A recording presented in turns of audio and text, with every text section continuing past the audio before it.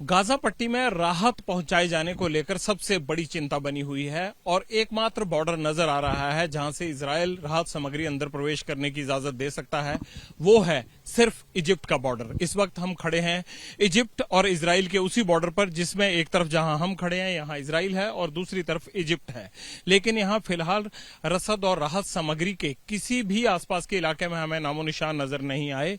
हम तेल अवीव से सैकड़ों किलोमीटर की यात्रा तय करने के बाद यहां पहुंचे हैं और ये बॉर्डर इसलिए हमेशा महत्वपूर्ण रहा है क्योंकि जब से 1973 में खाड़ी देशों और इजराइल के बीच में युद्ध हुए थे, तब से इन बॉर्डर्स की काफी अहमियत है। हालांकि इजिप्ट एकमात्र वो बॉर्डर माना जा रहा है जो गाजा पट्टी तक राहत पहुंचाने के लिए सहमत हुआ है। लेकिन यहां इस चीज का जायजा लेने के लिए कि क्या वाकया ही वो राहत सामग्री या फिर कोई रिलीफ जो कि पश्चिमी देशों से भी हो सकती है या फिर उन मुल्कों से हो सकती है जहां आईओसी यानी मुस्लिम देशों के संगठनों का प्रभाव है, क्या उनकी कोई इस तरह की मदद यहां पहुंची है? तो फिलहाल हमें उस तरह की यहां पर कोई भी चीज नजर नहीं आ रही है। लेकिन एक मौका मिला है आपको इजराइल और इजिप्ट के बॉर्डर को दिखाने का। तो ये बॉर्डर हम दिखा रहे हैं, जो दूर तक फेंसिंग नजर आ रही है, ये सारी इस बॉर्डर में यानी इजराइल को और इजिप्ट को अलग अलग करती है। इस बॉर्डर पर कोई हलचल नहीं है, सैनिक जरूर हैं लेकिन हलचल कोई नहीं है। हालांकि इस तरफ भी काफी बड़ी संख्या में इजराइल की तरफ से सैनिक भेजे जा रहे हैं। रास्ते में हमने काफी गाड़ियां और गोला बारूद आते हुए देखा, सैनिकों की बीच बीच में छावनियां भी देखी, क्योंकि ऐसा माना जा रहा है कि अगर कोई भी खाड़ी मुल्कों में या फिर अगर ईरान दबाव बनाता है तो आसपास के जितने भी मुस्लिम कंट्रीज हैं या अरब वर्ल्ड अगर अटैक करता है तो ये जो देश हैं, इजिप्ट हुआ, लेबनान हुआ, ईरान हुआ और साथ के साथ सीरिया हुआ, ये सब मुल्कों की तरफ से दिक्कत की जा सकती है इजराइल के लिए। तो इसीलिए ये बॉर्डर को देखना जरूरी है कि इजराइल के लिए ये बॉर्डर कितना इंपॉर्टेंट है। यहां कोई एक्टिविटी ना हो, इजराइल के खिलाफ कोई एक्टिविटी ना शुरू हो, कोई सैन्य कार्रवाई ना शुरू हो।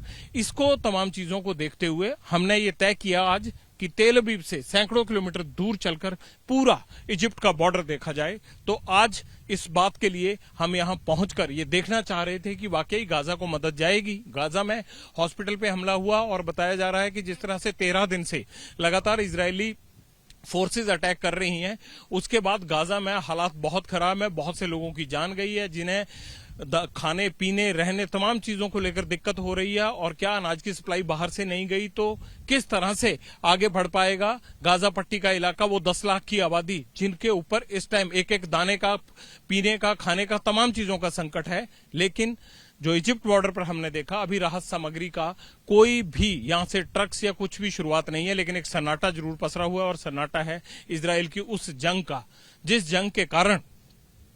जंग के कारण गाजा पट्टी के 10 लाख लोगों के न सिर्फ बेघर होने की बल्कि उनके अस्तित्व का भी सवाल खड़ा हो गया है।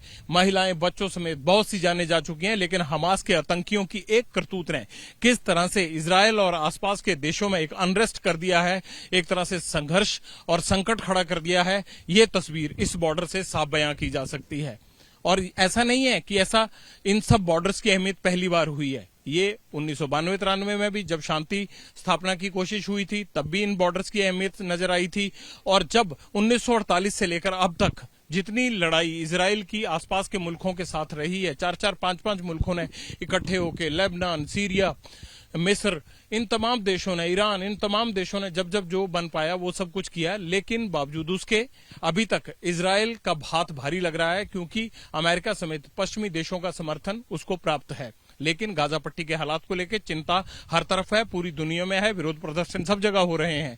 साथ ही ईरान ने यह भी आह्वान किया है कि जिन भी देशों में इजराइल के राजदूत हैं या उनके एम्बेसीज हैं, वहां पर उनको बर्खास्त किया जाए और मुस्लिम संगठनों से जुड़े और अरब वर्ल्ड से जुड़े हुए देश इसके लिए आगे आए, इजराइल का विरोध करें।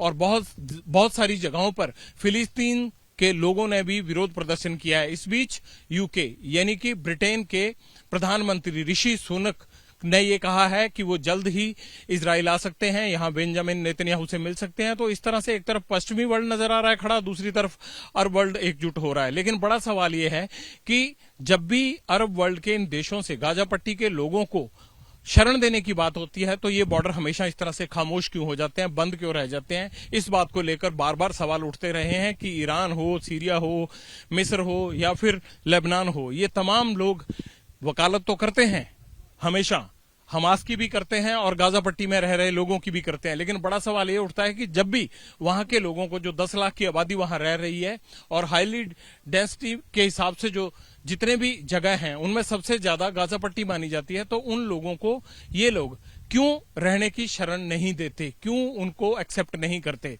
तो इन तमाम चीजों के बीच ये युद्ध अभी थमता नजर नहीं आ रहा है। इजराइल की तरफ से थोड़ी सी कार्रवाई स्लो जरूर हुई है, लेकिन इसका यह मतलब नहीं है कि ये युद्ध विराम की तरफ बढ़ रहा है। मगर मुझे ये लग रहा है कि कहीं ये तूफान से पहले की शांति ना निकले। जो बाइडेन के दौरे के बाद कई तरह की अटकलें लगाई जा रही हैं, लेकिन जो बाइडेन ने यह साफ किया है कि वो हर हाल में इजराइल के साथ खड़ा है। अब बड़ा सवाल यह है कि अरब वर्ल्ड और पश्चिमी वर्ल्ड ये दोनों क्या मिलकर किसी बड़ी जंग की तरफ बढ़ेंगे या फिर कोई शांति का, समझौते का प्रस्ताव निकल कर आएगा?